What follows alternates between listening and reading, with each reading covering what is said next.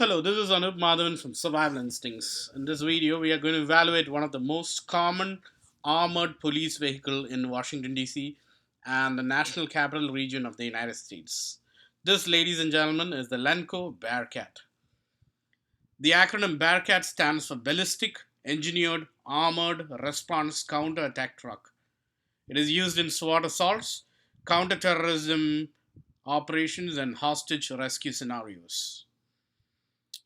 It's very heavily armored, as you can see on the sides. It's got battering rams and reinforcements to remove substantial obstructions in the path of this vehicle.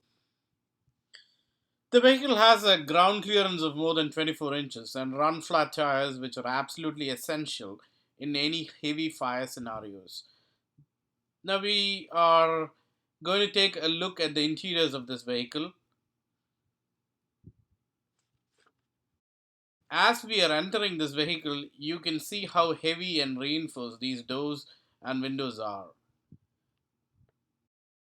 The ballistic plates on this vehicle are 3/8 to half inch in thickness, and it will easily provide cover for any type of LMG, MMG 50 caliber fire.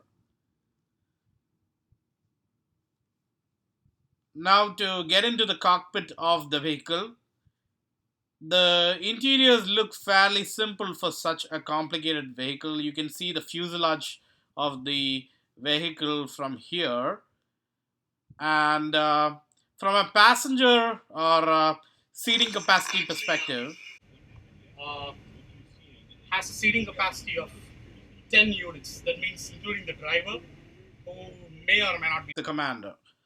Um, the navigator sits right across there, and the team leads for each of those teams. Two teams can sit right there so that they can brief them very easily. And you can see the team members sit onto the side, and above the fuselage, you can see an opening for a gun or a sniper turret hatch that you can deliver fire from. It's a pretty interesting concept considering the kind of operations that are undertaken with the Bearcat. This vehicle enables a SWAT team to get a lot closer to the source of danger without exposure during infiltration phase of an operation. Besides the controls used to manage the external components of the Bearcat, as you can see here, there are two multi-band radios here for redundancy purposes, and they cover almost all bands including HF, VHF, and UHF. As is written on the steering, the vehicle is a Ford 550 chassis. Um, Now we will walk around the vehicle and approach it from the back now.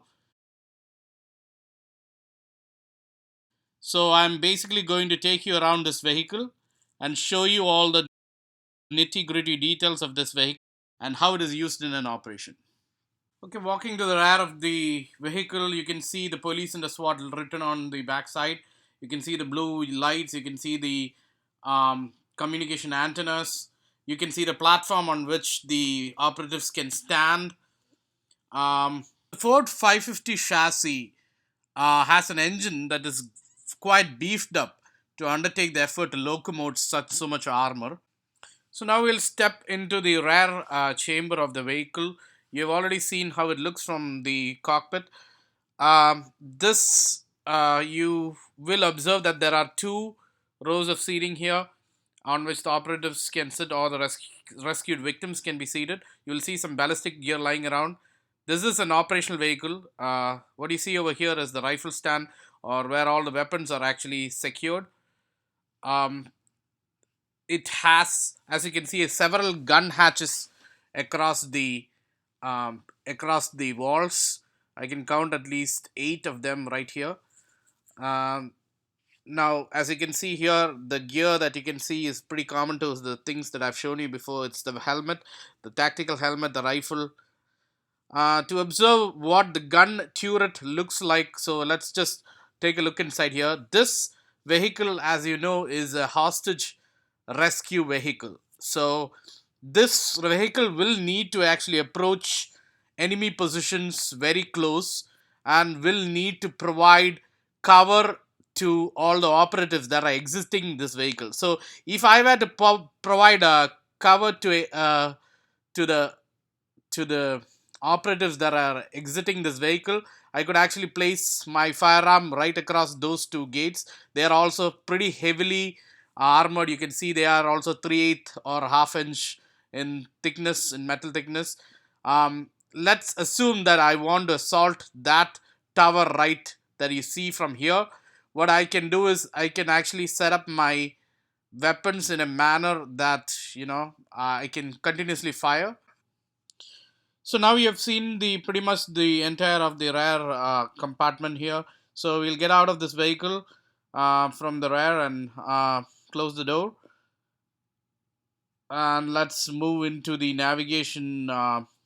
uh, navigator's compartment here. It's no different from the driver's seat, but this particular location is fairly powerful, and it is used as a position to navigate and assist the driver achieve the target locations. I already mentioned that this is a Ford 550, so it has a 6 to 7 liter engine, um, pushing out about 400 to 500 horses at a very high torque of in the excess of 500 newton meters, because this vehicle actually weighs about 22,000 pounds of armor. So you see pretty much the entire inside or interiors of this particular vehicle.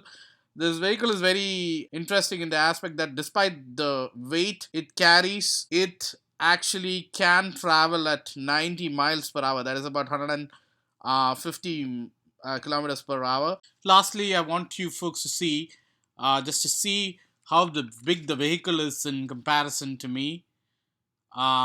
So that brings to end my review of the Lenco BearCat. Um, if you have any questions, please do let me know. And as always, thanks for watching our videos. Bye bye.